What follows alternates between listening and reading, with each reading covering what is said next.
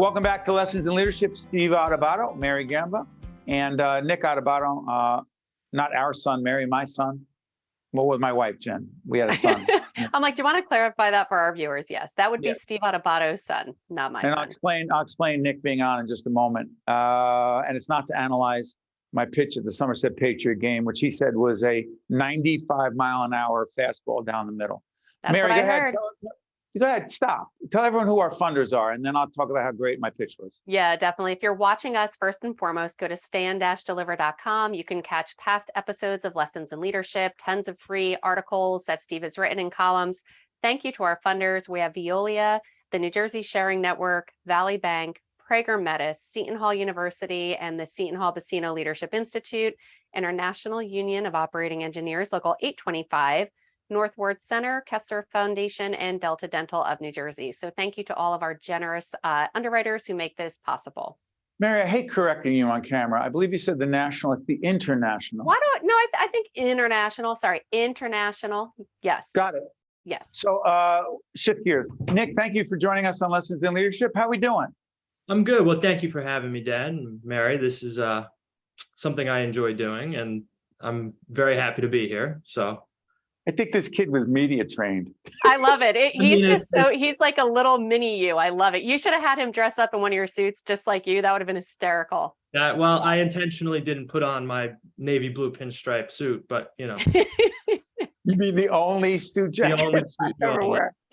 So, hey, listen, we have Nick on because Mary and I have been talking about coaching, teaching, and I'm writing about this in this new book that I'm writing with Mary called Lessons in Leadership 2.0, Mary, what about the tough stuff? Just the tough stuff. Mm-hmm. The tough stuff. And so there's a chapter in it called the F word. Mary, the F word, the full title is? Yes, it is. Oh my goodness. Now I'm panicking. Forced engagement. It's forced engagement, facilitation, and those are the only F words we're talking about. So here's the thing. Exactly.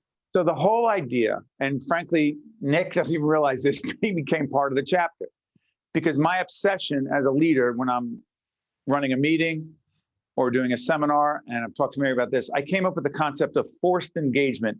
And Sylvester in post-production will talk about what we mean by that and some lessons to engage people. The whole goal is this. You've got to engage people. You got to pull them in, especially remotely, because they're checking out, they're on their phone, they're texting, they're on Instagram, emails, God knows what. But when I wrote that chapter, Nick, there's a section here about you. You happen to be a senior in high school at the time. And I'm looking at Nick, and without reading it, the chapter, I can tell you, yeah. Mm-hmm. I said, Nick, what are you doing? And he said, I'm in class. I said, you're in bed and you're in your sweats. He goes, but I'm in class. I said, but are you on camera? He said, no, of course not. So I said, well, how could you be in class if you're not on camera? And then he goes, well, that's what we do. And I said, well, does the teacher engage you? And he goes, what do you mean? I said, does the teacher call you out by name and ask you questions? He goes, quote, not everyone puts people on the spot the way you do. Now Nick is in, Nick, literary license, okay? Okay, I understand, yeah. Now Nick is in university life. We'll talk about that in a moment. Nick, how important is it from your perspective as a student to be engaged remotely or in person? Let's talk remotely in a second. We'll talk in person in a second.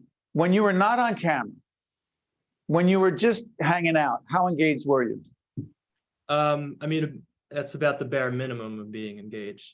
And looking back at my years of schooling and even now, every class where I feel as though I've learned the most and received the most valuable instruction and information was a class where we were forced to engage. And not only that, but people wanted to learn. And it's because of that engagement that people wanted to learn.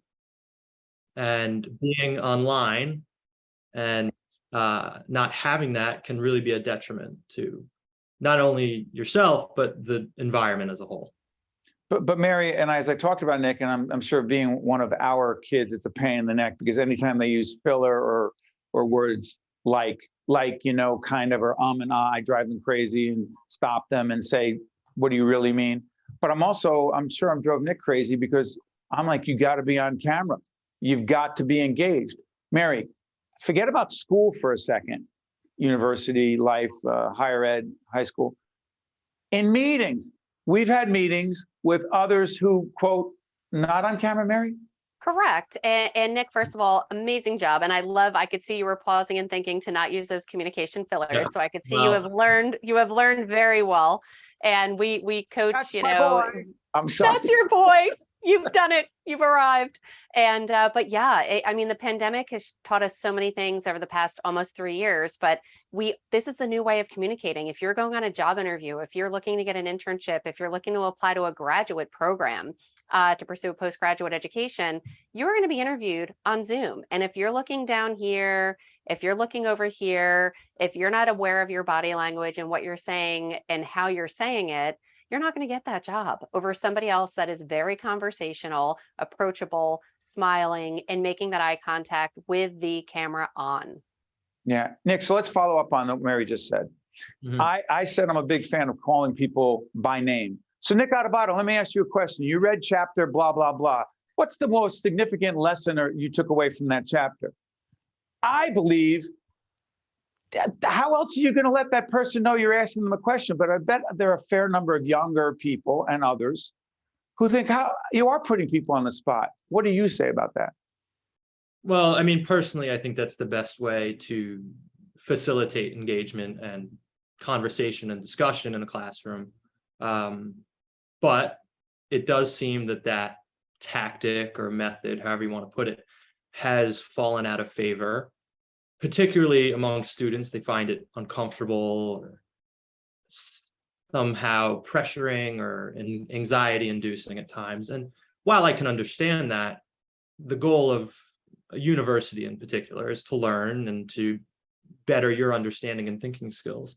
And if you're not challenged to do so, then what are you really doing? But without having the forced engagement, without having someone there to push you and challenge you to think, you're wasting your time essentially. But it does Nick, seem. I'm sorry, Nick, and money, because I know I wrote a check to the university you happen to be at right now. Yes, So that this, as Nick. well. Just stay on this, Nick. Mhm. We'll do a separate section on listening where I interrupt all the time. So you ready? Mary, Nick said something so insightful about some people are uncomfortable. And I always say, and you know this, to grow, you have to get comfortable being uncomfortable. So Nick, if everyone stays in their comfort zone, okay, don't call on anyone because they might feel pressured or stressed. I get, okay. And they sit back. Don't you believe on some level, a teacher, a professor, a leader's job, a facilitator's job is to make people get more comfortable over time, being just a little uncomfortable and getting through it and realize you're not going to die in the process. Go ahead, Nick. Well, absolutely. I mean, there's active learning and there's passive learning. So if you're active in the classroom and you're active not only in the classroom, but in your studies and talking to people outside of class and facilitating conversations that are fruitful about the material, then you're actively learning. If you're passive and you sit back and you don't raise your hand, you don't offer your insight or opinion, you're just not going to learn as well. It might be uncomfortable, it might be unusual, but at the same time, without having that element of going and getting it, so to speak, you're not going to have the same outcome as other students who do that. And if a professor or teacher isn't doing that, then and the fact of the matter is they are failing the class and the student in some way. And the same thing is true in leadership. Mary, Nick is one of those young, he's not a kid, one of those young people who puts his hand up and says what he wants to say. He's always been that kind of kid. And frankly, I didn't appreciate it when he was younger, when he just told me what he thought. And I was like, no, just do what I tell you. That didn't work. Mary, in meetings, same 3 or 4 people being assertive. Doesn't that mean the rest of us as facilitator leaders have to pull the others who are more, as Nick said, they're hanging back, very passive? Well, I'd rather listen. That's okay to a point, but then it's not. Go ahead, Mary. It is. And it's so hard as a leader because it's easier when we're facilitating our seminars to engage with those 3 or 4 participants who are charismatic, they're engaging, they're passionate about the topic. Sometimes, if you're trying to pull in somebody and they're not as into the topic, it's like you're literally just pulling it out of them. But that's what we're here for as teachers, as educators, to teach others how to really find these skills within themselves, because the skills are there. They just need to be watered and fostered and brought out. So here we go. Nick, we're going to do this. You're going to actually be a part of a seminar we're doing right now. We got 3 or 4 minutes left. The graphic's going to be up. What do we call it, Mary? The keys to engaging? Yes, exactly. And we're just going to go with engaging others. Engaging others. I apologize. Here are some keys. React to them quickly because I want to go through these. Number 1, you're the quarterback / point guard of the conversation. First bullet. You have to move the ball around. You have to facilitate, set other people up with a real bigger basketball than this. You ready? Next, ask specific questions of specific people by name. Not Mary, anyone? Bueller? Anyone? Bueller? What movie, Mary? Oh, Ferris Bueller's Day Off. What happens when you ask anyone, please? Yeah, you're going to Anyone? hear crickets. Nobody knows that you're talking to them. Next, hey, Nick, how about this? Ask probing, open-ended questions versus, Nick, do you agree with Mary? Do you agree with Mary? What are the 2 options if I ask if you agree, Nick? Yes or no? Yeah, right. That's not a conversation. But if I ask Nick, what's the number 1 lesson you've taken away from this experience? Don't you have to talk more? You have to think too. You have to what? You have to think as well. Could you imagine getting people to think? How dare we? Next, how about this one? Nick, I don't know if you like this one or not. Mm-hmm. To facilitate and engage, you must have, quote, high energy. I know mine is too high too often. Nick, I just saw the eye roll, Nick. Yep. From me or from Nick? Or was it both of us? Both. Nick, I say you got to bring it. As a professor, as a leader, you say, go ahead. Yeah, you absolutely have to bring it. People feed off energy. I mean, when you look at sports, any sports team that has a charismatic leader or quarterback, point guard, as you put it, ultimately wins. And people want to play for that person. Say you have a coach who's particularly charismatic. I'm looking at a picture of Vince Lombardi currently. And when you have someone like that, any kind of leader, people want to rally behind that person and feed off the energy they put out there in the world. And if you go into a meeting leading it or a classroom, you're like, hey, okay, today we're going to cover, that's what's going to happen in the room, the classroom or the meeting or virtually. A couple other quick points. You must be present when you are engaging others, meaning do not be distracted. You got 6 other meetings. You got all these text messages. Stay present. Next, listen, really listen, meaning my dad, and I know I have 90 seconds left. My dad used to ask a question when he ran a meeting, then he would tell you the answer. Ask the question and stop, Nick, stop with the eye roll.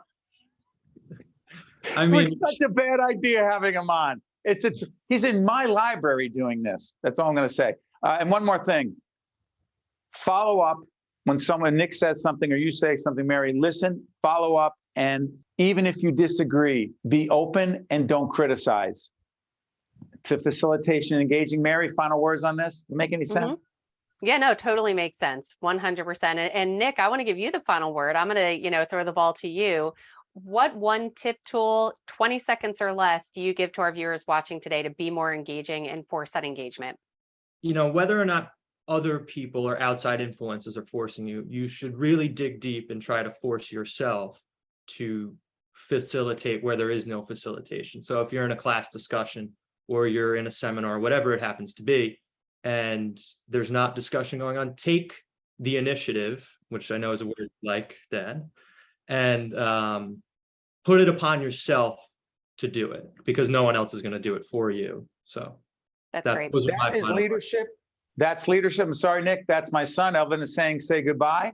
And Nick, I'm very proud of you. Mary and I are proud of you. On behalf of the entire Lessons in Leadership family, we will soon be working for Nick Adubato, all of us one day. Thank you, Nick. Thank you, Mary. Lessons in Leadership. See you next time. This edition of Lessons in Leadership is made possible by the Buccino Leadership Institute at Seton Hall University, Prager Metis, Valley Bank, the International Union of Operating Engineers Local 825, the North Ward Center, the New Jersey Sharing Network, Delta Dental of New Jersey, Kessler Foundation, Veolia, Resourcing the World, and Seton Hall University, showing the world what great minds can do since 1856. This is Mary Gamba. If you want more leadership tips and tools, log on to stand-deliver.com. That's stand-deliver.com. Promotional support for this edition of Lessons in Leadership with me, Steve Adubato, and my colleague, Mary Gamba, has been provided by NJ.com, NJBIA, and New Jersey Business Magazine, CIANJ, and Commerce Magazine.